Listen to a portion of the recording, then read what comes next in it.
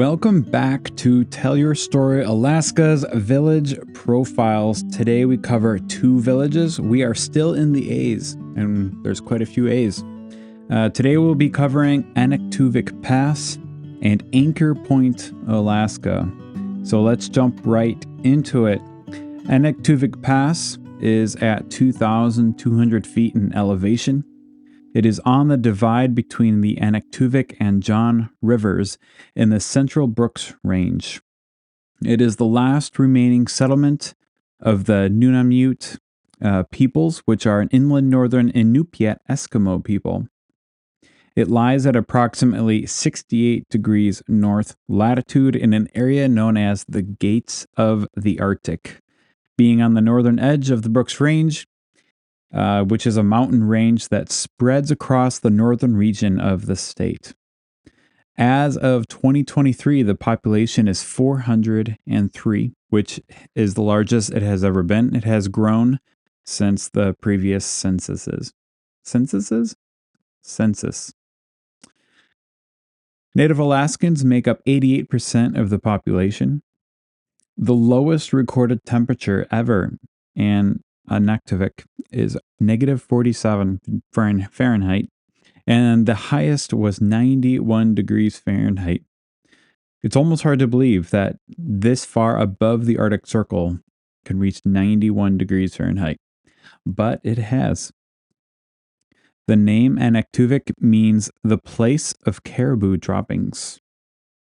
This name reminds me of something that I created at my house that we call the treasure trail. Around my house, I created a trail around my property, which ends with a treasure box, and I put candy in it. And if my kids complete the treasure trail, they can open the treasure box and get the candy. And so it's something we do pretty much every day. Now, several sections on this trail, my kids have given them names, and one of the names is called Moose Poop Hill, because of the scatterings of those round little morsels, and it always makes the kids laugh, and so they decided to call it Moose Poop Hill. It's kind of on a little hill on my property. So Anaktuvuk reminds me of this name because it means the place of caribou droppings. And of course, we'll get into it shortly, but Anaktuvuk is a place where historically lots of caribou hunting took place by the native people. Anaktuvuk is where it is because in 1926 and 27, there was a collapse in caribou populations, forcing the Nunamiut people to leave the Brooks Range for the northern coast, specifically in Barrow. However, in 1938, several Nunamiut families left the coast and returned to the mountains at the Killick River and Chandler Lake, so they had two separate communities. Then in 1949, the Chandler Lake group moved to the Anaktuvuk Pass, and it was later joined by the Killick River group of people. So those two communities became one again. Other Nunamiut people from other locations were also drawn into the area, and this community changed its culture from nomadic to sedentary, probably in large part because modernity no longer requires nomadic lifestyle for survival. However, they still rely heavily on their caribou hunts for food. A notable event that happens annually in Anaktuvuk is the return of many bird species who arrive in the springtime to enjoy the long, warm, sunny days in the area surrounding Anaktuvuk Pass. Some birds arrive to the gates of the Arctic from incredible distances. For example, the northern, I'm going to mispronounce this, I think. The northern wheat tear is a small songbird that makes an incredible 9,000-mile journey from the sub-Saharan Africa across Asia up to the gates of the Arctic in Anaktuvuk Pass. There's another one called the Arctic Tern. It travels 15,000 miles from Antarctica to this desirable lands at Anaktuvuk Pass. The American golden plover makes a nonstop transoceanic flight from Argentina to the Gulf of Mexico and then turns north to the gates of the Arctic. Other notable migratory birds are common loons, my favorite bird, golden eagles, Lapland longspurs, upland sandpiper, and blue throats. Year-round species include common raven, chickadees, which is my kids' favorite because they make that little chickadee-dee-dee sound. I think that's where they get their name. American dippers, and ptarmigan. When spring comes around, it is said to hear the orchestra of songs by these birds is an unforgettable experience. Some of the art coming out of Anaktuvuk Pass has drawn the attention of many anthropologists. Perhaps most notable is the Anaktuvuk masks, which are made by laying a caribou skin over a wooden mold. These masks depict the general look of the Nunamiut person from Anaktuvuk Pass and have become the logo for the village corporation. The technique for making these was developed 50 years ago by a local man named Justice Mekiana. And here is a quote from a paper by an anthropologist named Margaret B. Blackman called About Masks, and I'm quoting from her paper. I have an idea, he said, referring to Justice Mekiana. I have an idea, he said, to make a little money in some way. I was thinking of it for a long time, too. I cut a little piece of a tree, spruce, and I started carving it like human. All right. His first attempt at attaching a skin to his mold was a failure. He hadn't carved the features deeply enough, nor had he provided a satisfactory way to hold the skin to mold at the eyes, nose, and mouth. When he peeled his first mask off the mold, it was virtually featureless. The first one does not really look pretty, he said. Next one, second one, much better. Third one is much better. Fourth one is much better. Unquote. These masks are still made today, and it's clear that they have mastered this craft. They're just beautiful. You can Google it. You can type in Anaktuvuk mask, and you can actually buy them on Etsy, eBay, and some other websites. And it looks like they range from between $50 and $150. Since 1949, the community has been advocating for the return of the use of their lands for hunting caribou as they traditionally have into the unknown past. In a letter to governing authorities by a woman named Mary Hugo, dated January 27th, 2024, and Mary is a local member of the city council, she said, in present time today, our community of Anaktuvuk Pass still practice the value of teamwork and sharing as well as incorporating generational knowledge from our elders. We often get together before our annual fall caribou hunt to deliberate and discuss our course of actions to feed our families and entire community. It's imperative you take into account the ancient ties we as Nunamiut, the caribou, hold together in cohesion. Within our community, we also have individuals known as spotters that go to lookout points frequently to observe areas north of Anaktuvuk Pass for caribou. They are the ones who look out for the leaders of the caribou migration that passes first. You can very well imagine the respect and value we hold for caribou. Take only as you need and nothing more. Unquote. The school in Anaktuvuk Pass is called Nunamiut School, serving 98 students K through 12. Their mascot is a wolf, and their tagline is, quote, striving for excellence. I found a photo of the first Presbyterian church founded there, and it looks like it's just a small log cabin with a simple Arctic entrance and a wooden cross nailed to the side of it. As far as I can tell, there's still activity at this church, and it is called the Chapel in the Mountains, under currently Reverend Kurt Carnes, who, as far as I can tell, does not live there, but he's retired, but he's still involved in some way. Now, interestingly, there is a book called Arctic Bush Mission by a Presbyterian Alaska missionary and bush pilot named John Chambers, who based himself out of Barrow, and he wrote a history of the northern Alaska's contact with outsiders and tells the story of Anaktuvuk Pass church's history, the history of the church and the community. Now, according to Chambers, an old Eskimo tale told of an inland Eskimo who predicted a deliverer and lord that was coming. Then a man named Reverend William Warts was the first to arrive in Anaktuvuk Pass by a float plane in 1952, who continued his visits from Barrow, holding outdoor meetings in the summer and home meetings in the winter. In 1958, 14 village men hauled logs in by dog teams in order to build a church building. Reverend Warts brought the needed tools with his airplane, and the chapel was finished in September of 1958. When Warts left, he reported that half the village claimed Christ as their Lord. John Chambers used a plane that he called the Arctic Messenger to continue to visit the village until 1964, and he wrote all of this history in a book that tells this tale.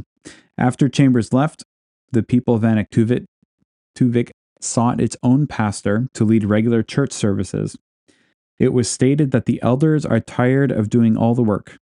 They made a list of what they would like to see in a pastor: a man, not too old, not too young, a good listener with an understanding of confidentiality, not born or raised on the northern slope, willing to do pastoral visits, willing to settle in Anaktuvuk Pass, willing to support and encourage elders, willing to do volunteer work, could be married or single, unquote.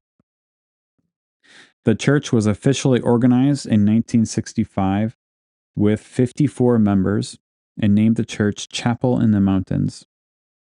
Since then, pastors over the years, some of the pastors were Mary Tenner, Loretta Kenton, Reverend James Nageek, Reverend John Wilson, Reverend Kendall Lancaster, and Judith McQuiston.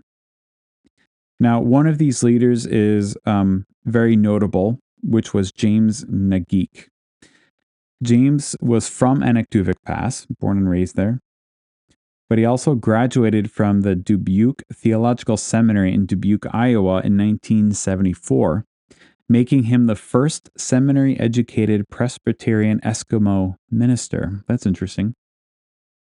He was listed as a half-time pastor in Anaktuvuk Pass from 1986 to 1988, and he was involved in pastoral work in other churches throughout Alaska. He is most known from his linguistic work in Inupiaq with the University of Alaska at Fairbanks, and he became renowned for his academic success and contribution to teaching the Inupiaq language at the college. He was also involved with the dance group called Nunamiut. Sorry about the pronunciation. Nunamiut dance group. And he enjoys making handcrafted knives and ulus. He also did some voice acting for a video game and a TV series. He was well known for his big smile and making everybody around him laugh. He dedicated his success to, quote, humor and constant curiosity. James died on December 26, 2017 at the age of 77. And all of the reading I've done on him, he is remembered very, very fondly. The airport in Anaktuvuk Pass is Papa Alpha Kila Papa. The runway is 0220. It's 4,800 feet long and considered to be good gravel. It sits at an elevation of 2,106 feet. And at this elevation, it's one of the highest elevation airports in Alaska. I was actually trying to find out if it was the highest, and I found one that is higher, which is Summit up near Windy Pass, which is very interesting because I have been to Summit. I've landed there. So according to what I could find, Summit is the highest airport in Alaska, which is only 2,400 feet. So high density altitude issues for pilots are not one of the big challenges of flying here in Alaska. I remember when I lived in Mexico, I lived and worked out of an airstrip that was at 8,000 feet. And so, with the little Cessna that I had, and it was normally aspirated, my performance was greatly reduced, but I modified it enough that I was able to do it. But, the highest place being Summit, 2,400 feet, these high density issues aren't a big deal. But this one here at Anaktuvuk Pass is 2,106 feet. There is an RNAV approach for runway 2. It's labeled as RNAV Alpha. And this is an interesting approach because of the surrounding mountains. The approach starts at a minimum of 9,000 feet and it has a decision altitude of 5,620, which is over 3,000 feet above the ground. That's a very high decision point. So it doesn't get you down very low. But if you look at Anaktuvuk Pass, it's inside of a valley. So it does make sense. They have pretty conservative standards for these approaches when they make them. Now, if you have to go mist, you have to climb all the way up to 10,000 feet and you have to fly to a fix pretty far away. So needless to say, this can be a very challenging airstrip to get into, especially in IFR conditions. So that is Anaktuvuk Pass. This place I spent the most time researching. Quite a fascinating, interesting place I would enjoy visiting sometime. All right, let's go on to Anchor Point. Anchor Point is located on the Kenai Peninsula at the junction of Anchor River and its North Fork. It is 14 miles northwest of Homer. It received its name from Captain Cook, believe it or not, who lost a kedge anchor off the coast on this spot because of the intense tidal currents. Cook made this journey during the summer of 1778 on 2 ships, the Resolution and the Discovery, while looking for the Northwest Passage, and he mapped one of the most accurate details map of Alaska up to that point. Now, I'm currently reading a book about this expedition because of the detailed descriptions of the people he encountered along the way, and they have been very interesting. So that will very likely be a future episode. During this incident, Cook was searching for the Northwest Passage, and he was trying to determine if the passage he had entered, which is today's Cook Inlet, aptly named, was the elusive passage. The tides he was experiencing hinted at a more northern ocean, and he was drawn in. But the tides were so strong that the Resolution lost its anchor. After a fruitless search for the anchor, he saw some smoke on land, and he set to find that smoke, which is a sign of local inhabitants. But he ended up staying the night at a spot that he marked on his map, Anchor Point. And a part of me wonders if this anchor is even findable today. Maybe I'm ignorant about this. Is it going to just sink into the muck and be gone forever? Is the salt water going to erode the metal anchor? I don't know, but it would be amazing if they could find that. We kind of know where it is. And, we have magnetic stuff to find it. I don't know. Just really wondering that. It would be really cool. This area was once home to the semi-nomadic Kenaites Indians, and they called the area Kasmechin. Anchor Point first shows up in the 1880 census, and it was called Laida at the time and recorded a population of 29. According to reports, Laida was depopulated to the point of abandonment because of epidemics. And I would like to go more into this in the future of the impact of these epidemics in Alaskan history, the massive impact, massive death, massive devastation. This place, Laida, modern day Anchor Point, is one of those places. In 1896, gold was discovered on the beaches of Anchor Point, which attracted explorers. The modern town of Anchor Point was settled by religious homesteaders in the early 1800s, the early 1900s, and they came from Homer, Kenai, and Ninilchik. These first settlers survived by hunting, fishing, and farming. As far as I can tell, this is an original European settlement, and even to this day, it is basically a non-native village. It was considered permanently settled in the 1940s, and some of those first settlers are still around today. They say that in the early days, regular trips to Homer using horse-drawn carts along the beach was a normal way to go to and fro from the villages. This includes the method of mail delivery until 1948, when a highway was finally constructed. I found on a blog there was a notable boat that the community kind of knew about that the early missionaries of this area used, and it just became known as the missionary boat. But the boat disappeared one day, presumably because of the Great Earthquake of 1964. I was also able to find a few articles and blogs celebrating and retelling old stories of the early settler days of Anchor Point, about how local lodges started, and about many adventures during those years. It is remembered with much fondness, and that time was described as full of stories of survival and faith.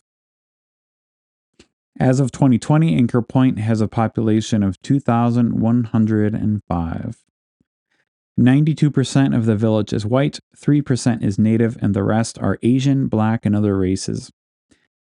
Churches in Anchor Point include Church of Christ, Church of the Nazarene, Anchor Point Baptist Church, and Great Land Worship Center. Anchor Point is noted for being the town farthest west on the U.S. highway system, being at a longitude of 151 degrees west. I don't know how interesting that is to me, because it's really not that far of a western city compared to like the Aleutians. But for America's highway system, it is the furthest west. I guess that's kind of interesting. The local economy heavily relies on the Anchor River, which flows through the town, where tourists can fish during the salmon runs in the summer. The river also provides coal and clam digging. I actually read that even today, people can be found combing the beaches for chunks of coal with which they keep their homes warm. That's pretty interesting. Anchor Point is also famous for its beautiful views of 4 active volcanoes: the Redoubt, Iliamna, Augustine, and Douglas. I suppose if these volcanoes were to erupt, Anchor Point would be a nice place to be. They seem far away enough, but also you get a clear view. That would be not a bad place to be. Interestingly, Anchor Point does not have a public airport, but only a private airstrip called the Anchor River Air Park. This 2,500-foot gravel airstrip is surrounded by private homes and hangars. So if you plan to visit, you are going to have to drive unless you know somebody. And I do not know anyone in Anchor Point, so I will have to drive if I go. All right, well, that is it for Anaktuvuk Pass and for Anchor Point, Alaska. Next week, we will be covering the largest city in Alaska, which is Anchorage. And of course, there'll be much to say about the largest city in our state. We will also be covering Anderson, which some people simply call Clear because it's where the Clear Space Force Station is located. And that's a spot I fly by fairly often. So lots of interesting things there as well. So that is it for today, and make sure you tune in next week for Anchorage and Anderson. See you then.